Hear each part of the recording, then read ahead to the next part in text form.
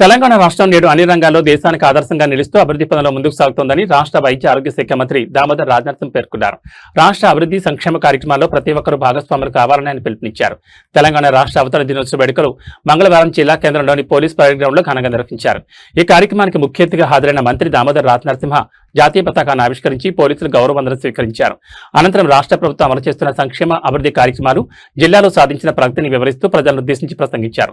ఈ సందర్భంగా తెలంగాణ ఉద్యమంలో ప్రాణత్యాగం చేసిన అమరవీరుల కుటుంబాలను మంత్రి ఘనంగా సన్మానించి వారి త్యాగాలు స్మరించుకున్నారు.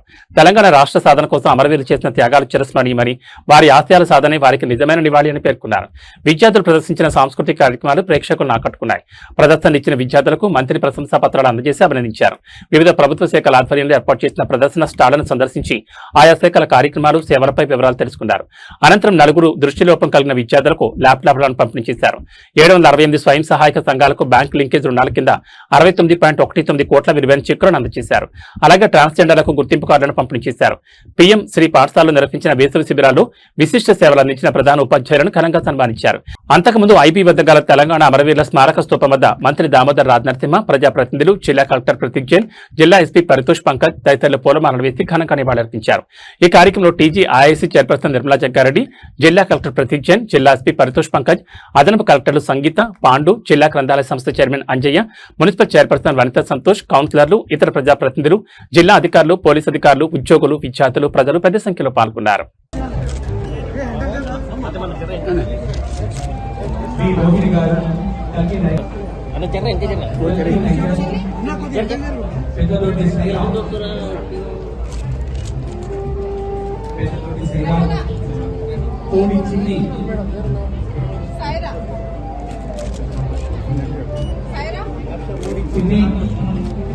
शेख रहना शेख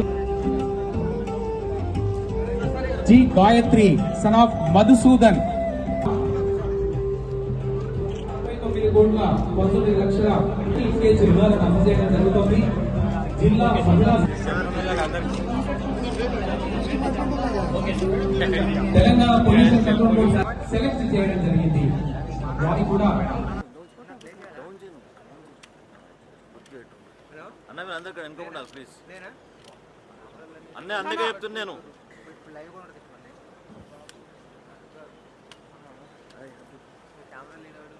తెలంగాణ రాష్ట్ర 13వ అవతరణ దినోత్సవానికి హాజరైన గౌరవ ప్రజాప్రతినిధులకు, జిల్లా న్యాయమూర్తులకు, అధికారులకు, అనధికారులకు, పాత్రికేయులకు, స్వాతంత్ర సమరయోధులకు, ఉద్యమకారులకు, ఉద్యముల అత్తులు బాసిన తెలంగాణ అమరవీరుల కుటుంబాలకు, కార్మిక, కర్షక, విద్యార్థులకు మరియు జిల్లా ప్రజలందరికీ తెలంగాణ రాష్ట్ర అవతరణ దినోత్సవ శుభాకాంక్షలు తెలియజేస్తున్నాను. రాష్ట్ర సాధన కోసం సాగిన మహోద్యమంలో పాలు పంచుకున్న వారందరికీ శుభాభినందనలు.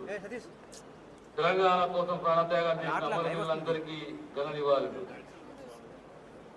తెలంగాణ రైజింగ్ 2047 తెలంగాణ రాష్ట్రాన్ని దేశంలోనే కాకుండా ప్రపంచ స్థాయిలో అగ్రస్థానంలో నిలిపే లక్ష్యంతో ముఖ్యమంత్రి రేవంత్ రెడ్డి గారి సారథ్యంలో తెలంగాణ రైజింగ్ 2047 విజన్ కు రూపకల్పన జరిగింది.